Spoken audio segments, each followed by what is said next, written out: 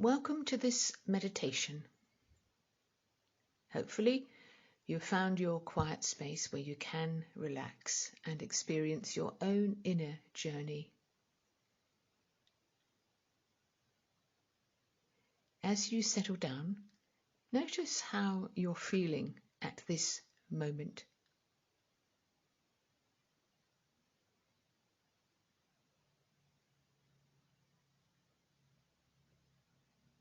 Take a few slow, deep breaths, allowing your body to calm and quieten.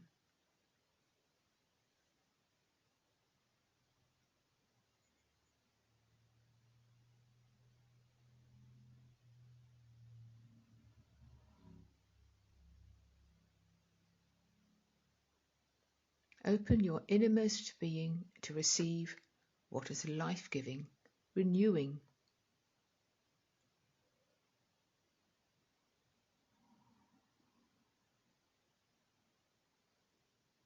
Gradually become aware of the presence of love within you, around you.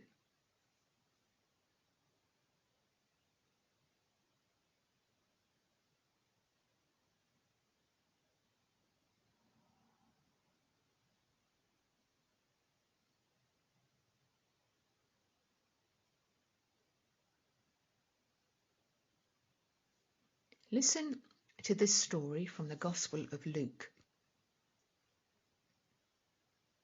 Jesus came down the mountain with the cheers of the crowd still ringing in his ears. Then a leper appeared and dropped to his knees before Jesus, praying, "Master, if you want to, you can heal my body." Jesus reached out and touched him, saying, "I want to.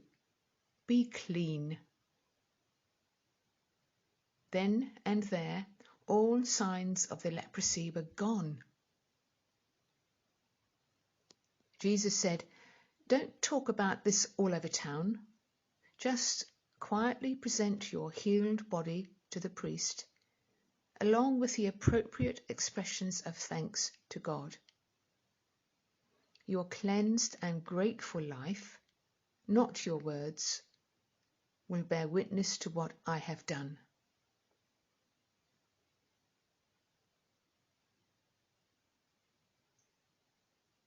What touches you from this story?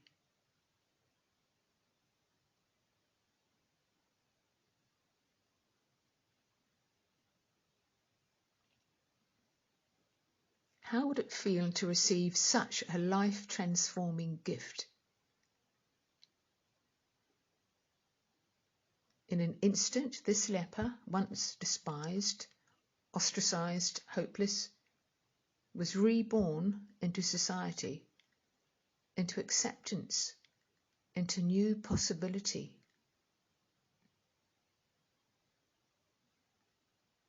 Did you notice what Jesus expected from the leper?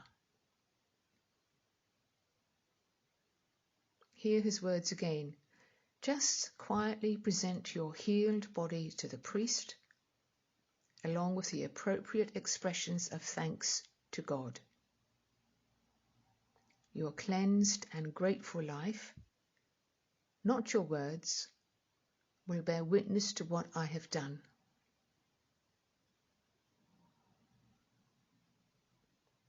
Take a moment.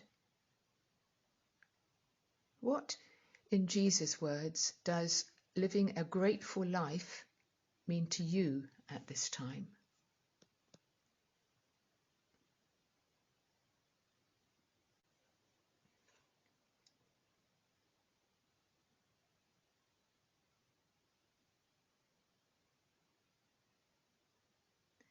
Macrina Vaidecker, writing about the morning hour of thankful praise, says this: "Praise is that which encircles one's entire being. What is essential is an awakened heart, a heart aligned with the joy or sorrow of the moment. At dawn, I have the potential of becoming a living morning praise. With my glance, I give praise. With my breath, I give praise. With my grateful heart, I give praise. In honouring the sorrow of life, I give praise. In celebrating the joy of the moment, I give praise. My desire to live this day well gives praise. With my voice, I give praise. With my silence, I give praise.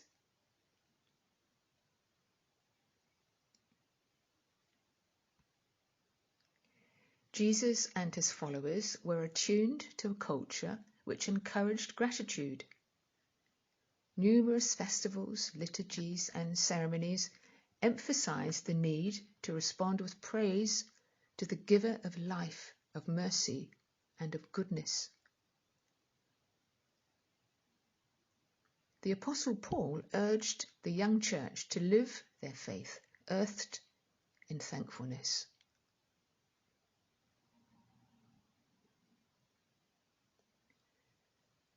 What might it mean in Paul's words to his friends in Colossae to actually be thankful?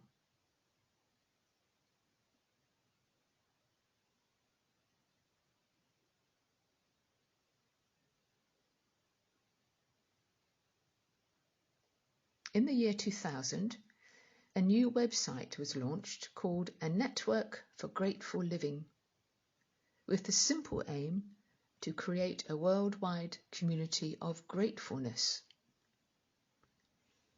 It drew inspiration from the author, teacher, and priest, Brother David Steindl-Rast.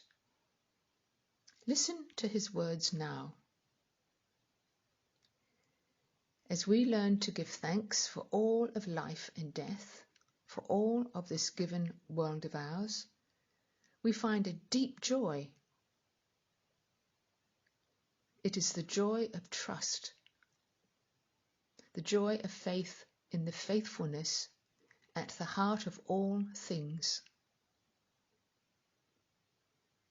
It is the joy of gratefulness in touch with the fullness of life.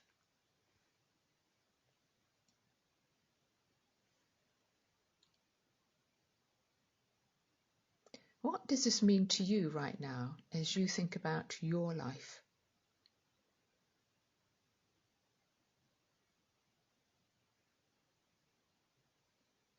How do you respond to Brother David's encouragement to learn to give thanks for all of life and death, for all of this given world of ours?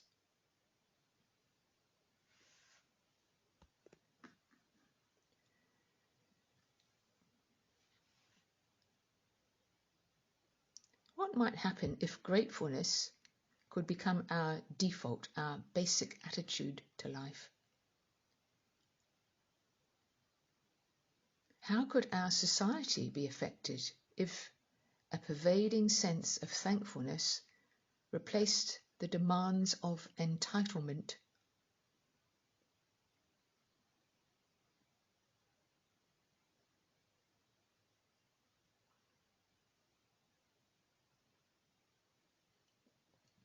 In his book, This Sunrise of Wonder, Michael Main recounts the true story of a young soldier who wrote this prayer from the battlefield in 1914. This is what he wrote. To have given me self-consciousness for an hour in a world so breathless with beauty would have been enough. But thou hast preserved it within me for 20 years now and more. Thou hast crowned it with the joy of this summer of summers. And so, come what may, whether life or death, whether bliss unimaginable or nothingness, I thank thee and bless thy name.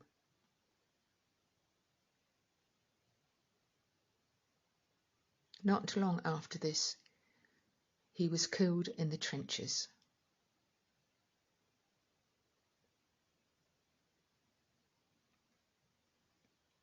What had this young man discovered? Could it be that a heart of thankfulness opens the door to the eternal kingdom within?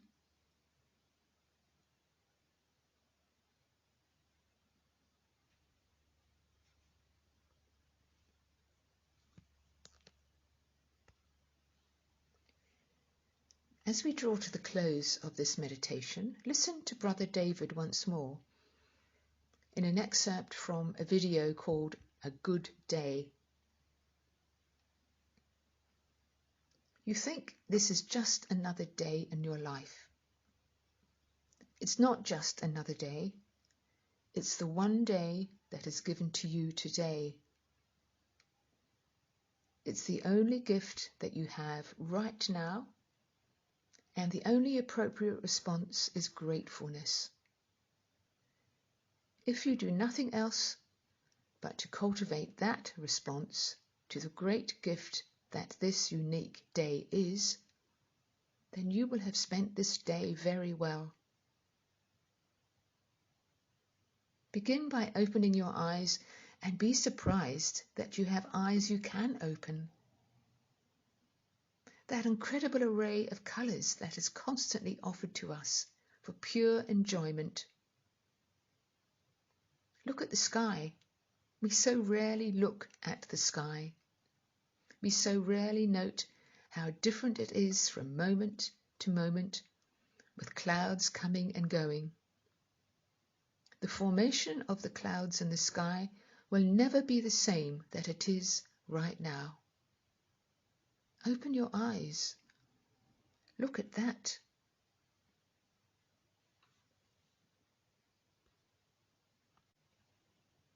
Look at the faces of people that you meet. Each one has an incredible story behind their face, a story that you could never fully fathom. Not only their own story, but the story of their ancestors. We all go back so far. And so I wish for you that you would open your heart to all these blessings and let them flow through you, that everyone whom you meet on this day will be blessed by you, just by your eyes, by your smile, by your touch, just by your presence. Let the gratefulness overflow into blessing all around you, and then it will really be a good day.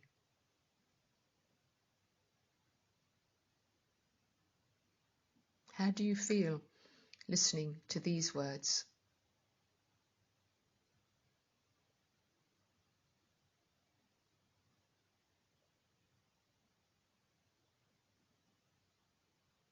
The 13th century Sufi mystic Jalaluddin Rumi said this: "Thankfulness brings you to the place where the beloved lives. Thankfulness brings you to the place where the beloved lives." As you sit quietly where you are, let your heart open in thankfulness for this moment, for this day, to the one who meets you just where you are, right now.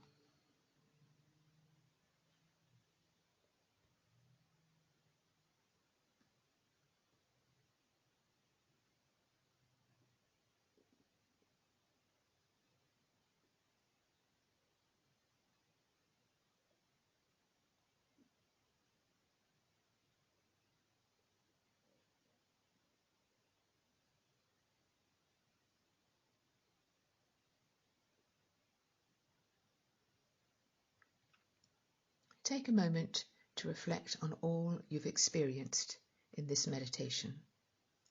And if it helps, make a few notes.